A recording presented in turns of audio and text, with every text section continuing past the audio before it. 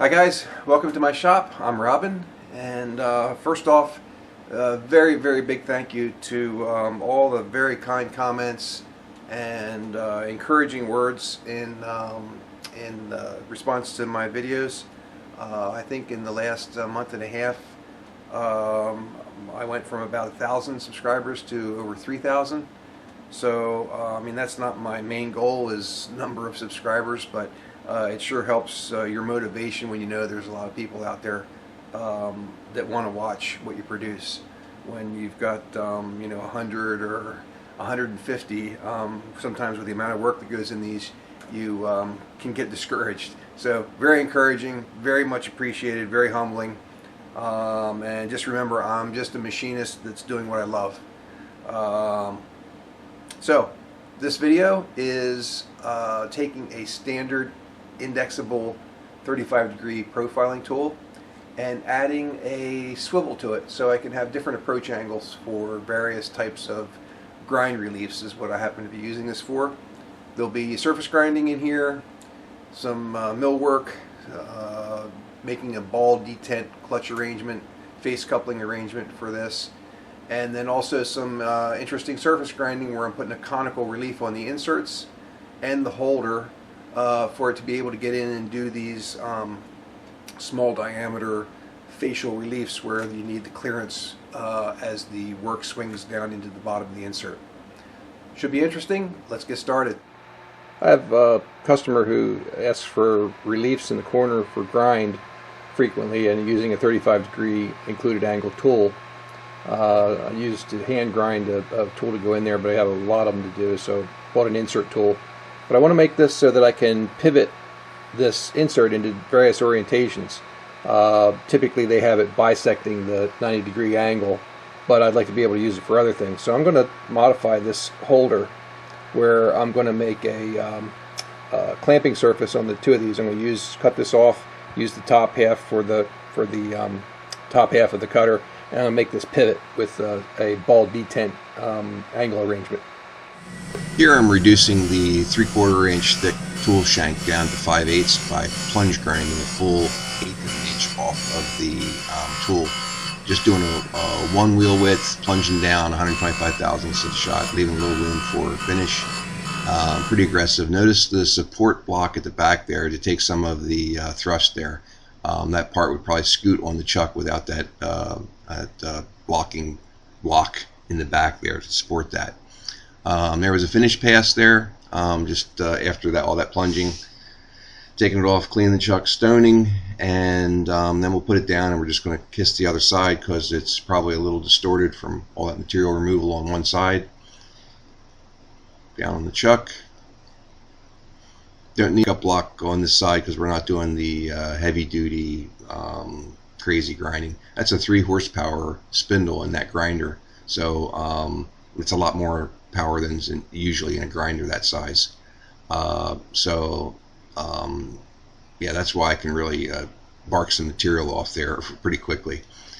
So we're doing the finish pass here, and the dresser there is a dresser that I built using a Deschner Kinechek speed control and air cylinder and valving and things to get a real consistent dress. It's calibrated in actual inches per minute of traverse rate. Using a digital depth gauge that I made a whole set of instruments based on that Mitutoyo caliper, and now we're belt sanding to get the edges off of the hardened shank there.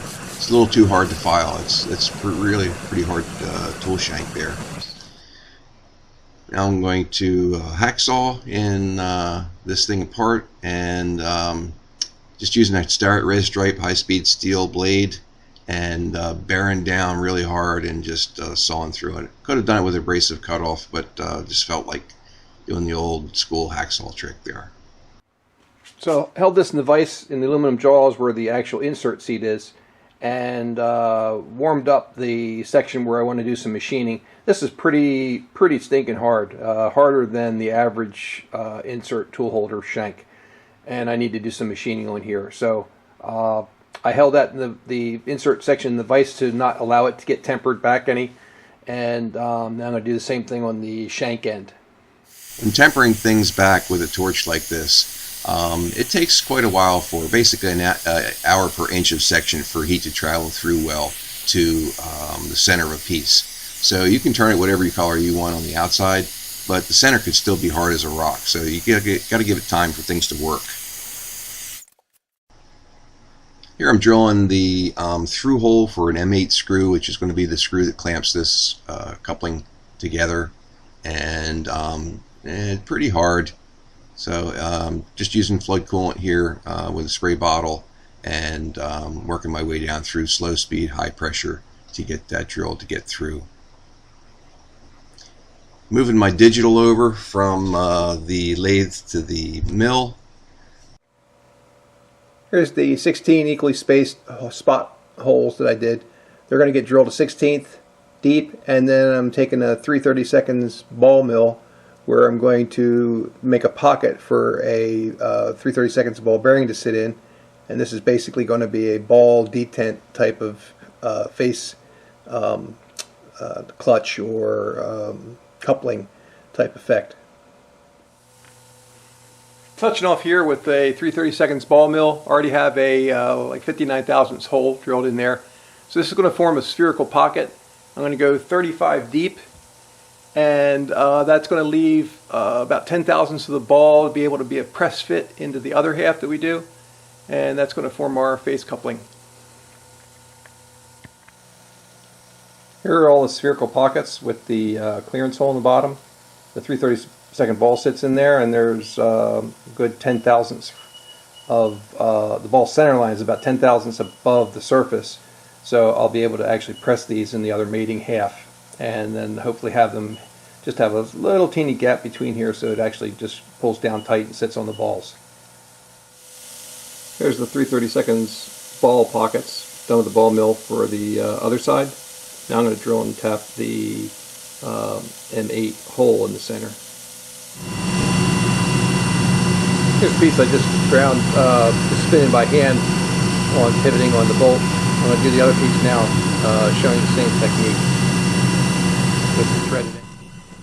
Here we're going to start putting the radius on one of those. This one's the threaded one, so there's actually a piece of threaded socket head cap screw in the left hand side of the vise there that part's threaded on, and I'm just using that as a manual pivot to incrementally move around and grind that.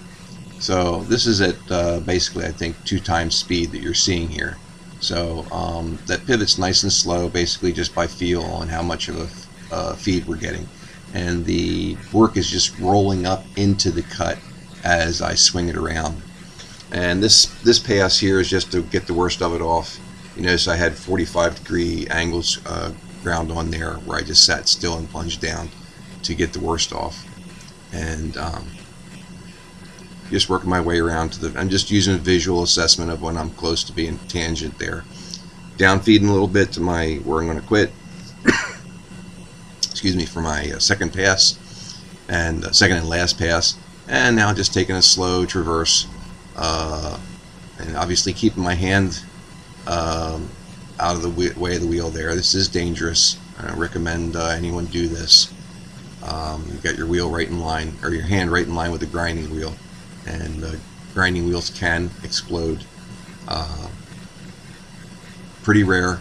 I've never seen one explode in my entire career that wasn't from a actual crash, meaning somebody running into the wheel and breaking it. I've never seen a wheel just explode just for the fun of it. Yeah, that's the technique. There's the radius that we just put on there, just riding around the screw. Doesn't need to be precise, but it makes it look nice. Easy way to get a nice radius on there. So the piece is ready now. These have all been washed on the ultrasonic. This is the side that I'm hopefully pressing in the 3/32 balls. 1, 2, 3, 4, 5, 6, 7, 7, 8, 9, 10, 11, 12, 13, 14, 15, 16. And then I'm going to put a little isopropyl on them, roll them around in that to degrease them. 2, 4, 6, 8,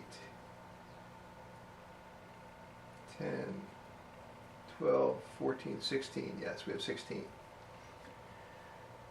And then we're going to take some 648 Loctite and go around the, just go around here lightly. It's going to squish out from underneath. Yeah, we just have to make sure that actually gets everywhere in all the pockets.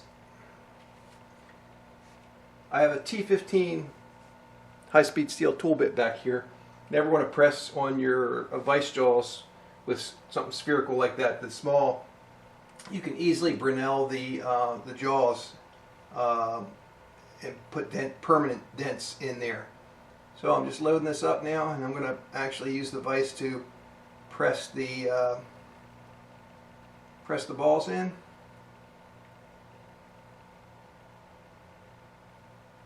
You know, 16 into 360 gives us 22.5 degrees. So this will let us go from a 5-degree lead on a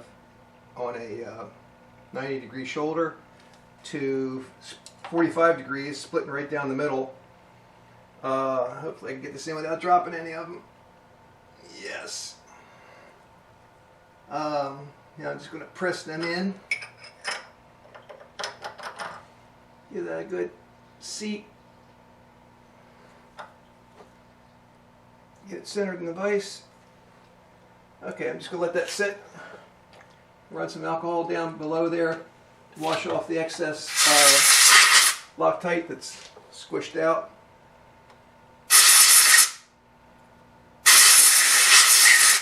Because that can cure around the edges.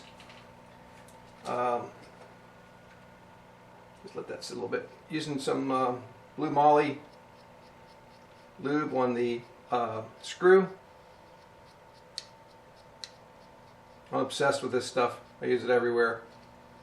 Really like it. It shows up nice. It just really works good. I use it on collets and everything. I think my chamfer on the top of this is not quite big enough to clear the radius of the screw, so I'm going to go chamfer that. Okay, now it's chamfered. Oh, that feels good now. Yeah, that's definitely hitting. And let's take a look and see what's going on here with our balls. Oh yeah. They look like they're attached. Just going to get a toothbrush to clean out in between them. A little alcohol and toothbrush, and we lost one ball. There we go.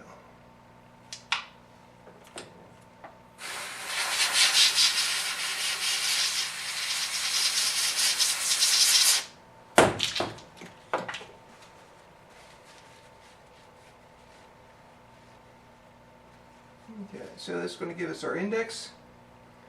I'm going to put a little lube on this, the ball pockets.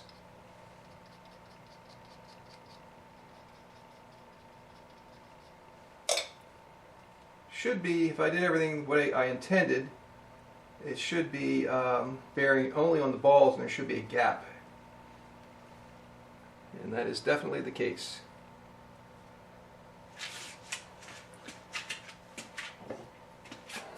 So we can tighten this. Yep. Oh, that's lovely. Got about maybe 10 thousandths gap, which is roughly what I was after. So here you can see the interface right here.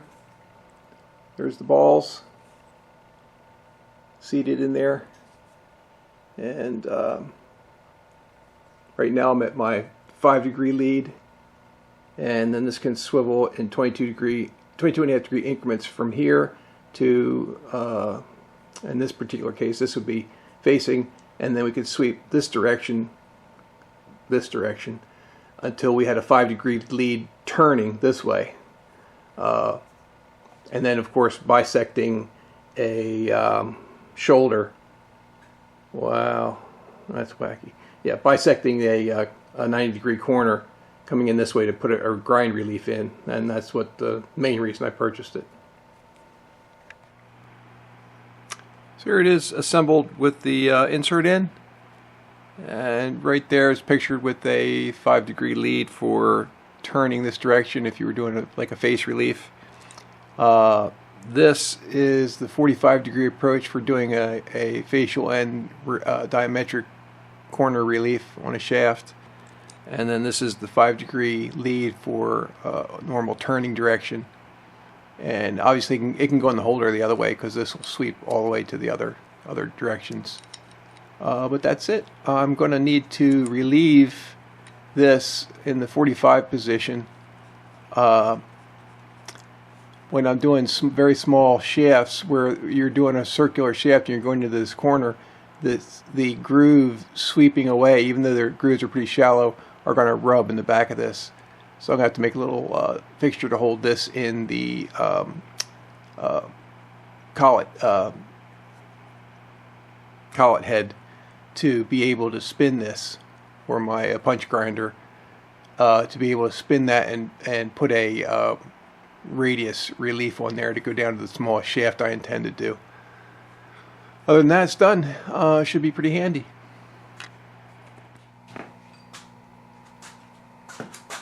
So all this is a piece of aluminum stock with flat milled on it, about 30 thousandths past center, and then I clamped this on with a toolmaker clamp, and that's all it was.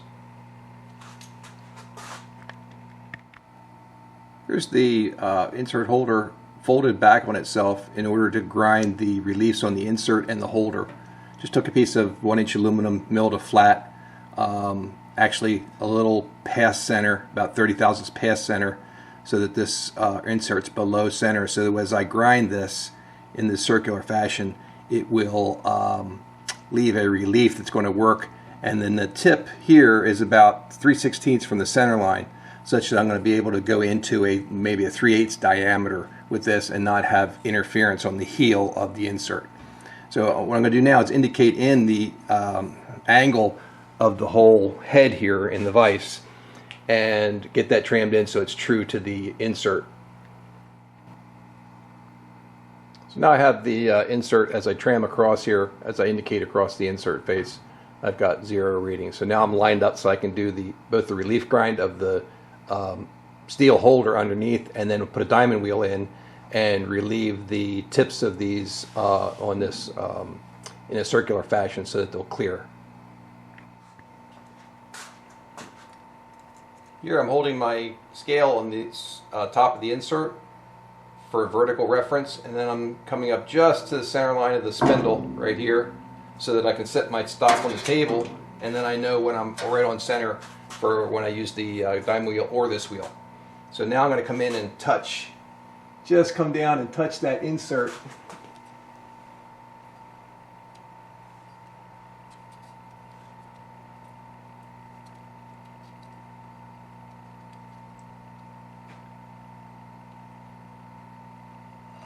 Okay, right there. I'm touching right there. I'm going to take the insert out.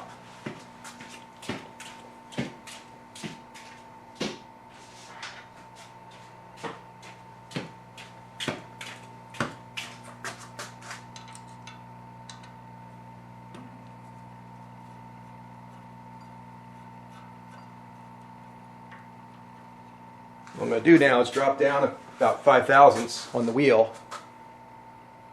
Maybe just 2 thousandths on the wheel.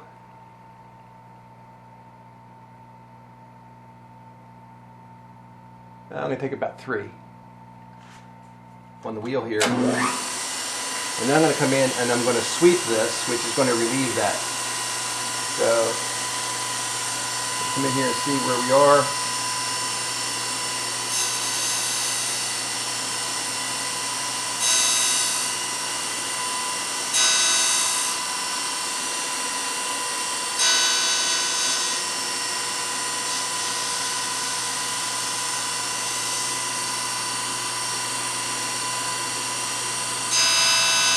The reason I'm relieving this is because I don't want my diamond wheel to have to cut steel, which isn't healthy for it.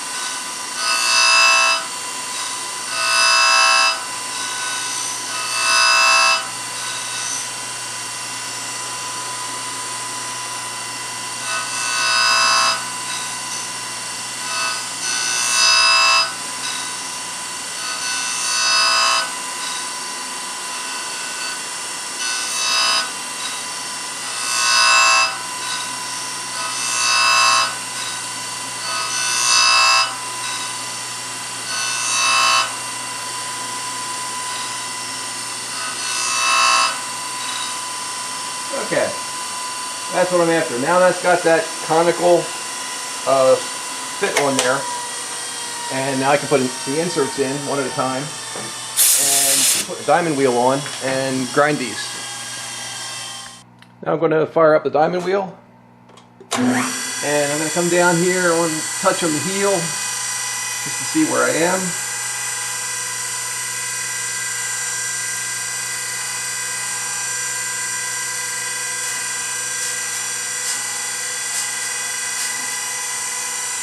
Viewing angle here. I'll take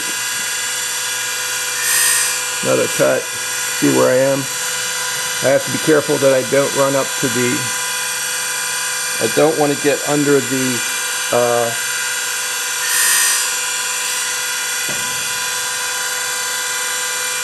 coating at the edge. So actually what I'm going to do is I'm going to sit here vertical, and I'm going to get my height right here, just down feeding it, get my zero so I can see where I'm.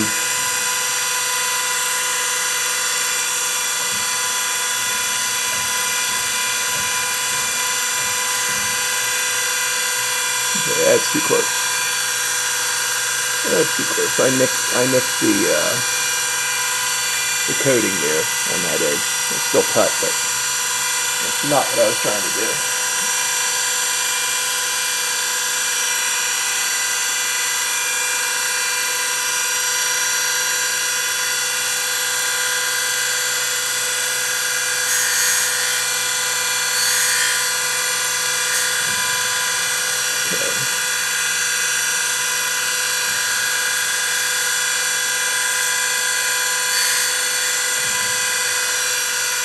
A bit more.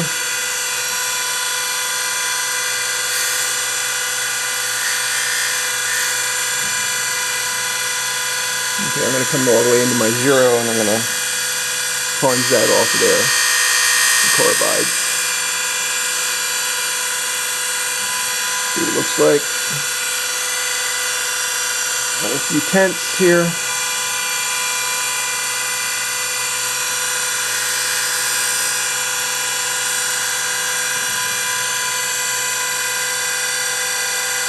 Still got a little more room there. And a couple tenths.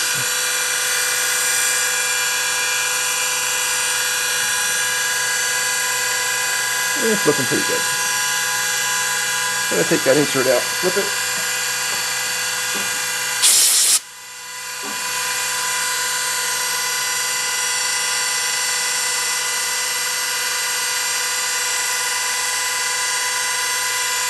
Flip this, pull the pocket out.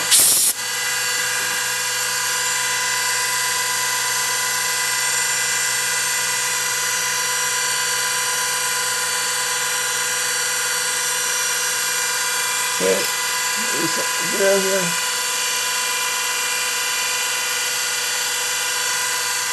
Rise up. Come into my full setting.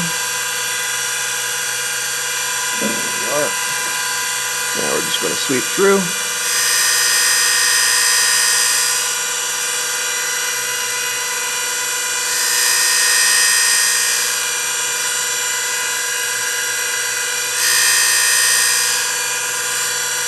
See where we are on this insert just in case there's a variation. You can see where my grind is coming up to the edge. I don't want to disturb that very tip. I'm going to come down and get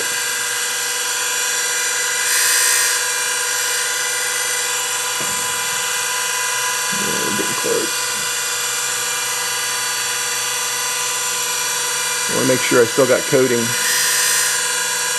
I want the coating. Okay, that's a good one right there. That's what we're after. Pop this one out.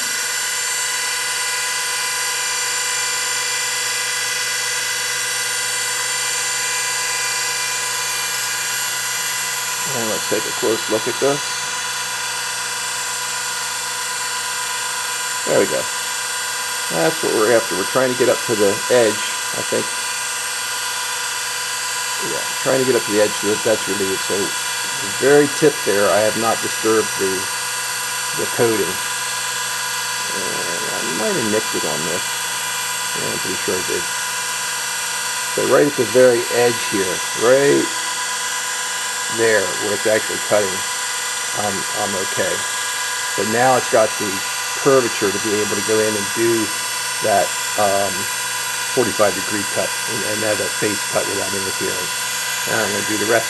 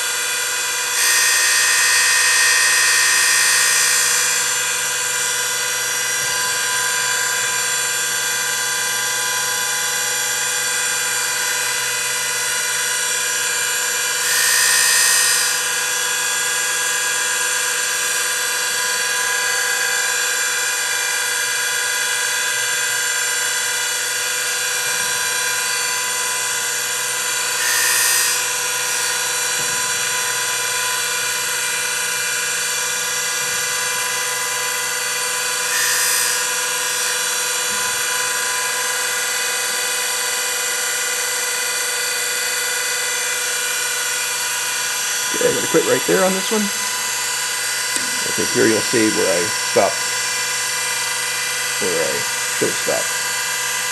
And the other one's here.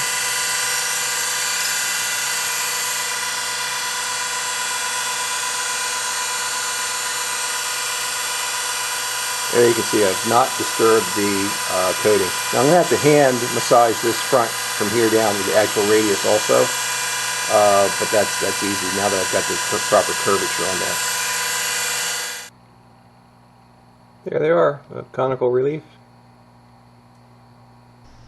Here we're going to see the tool in action.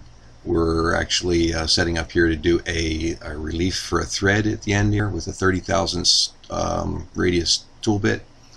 Just going in here to the shoulder, putting an undercut in here for something that's going to get threaded later. And the tool could be held in either direction. I should have it shown here with the tool shank running along the z-axis. It could be just as well the other direction. And I think I've moved it to that direction here lately. So taking the part out, this is A2 tool steel. And there's the shoulder that you see there. Switching the angle of the tool to a different angular location. This is the 45-degree location. Switching to a 1/64th tool nose radius for a grind relief on the same part. Just blowing out the insert seat, putting the insert in, and getting ready to do the next one.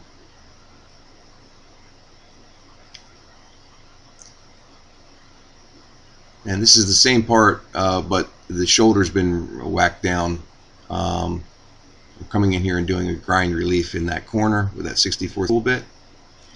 And here you'll see the actual two reliefs done on the part. That's it.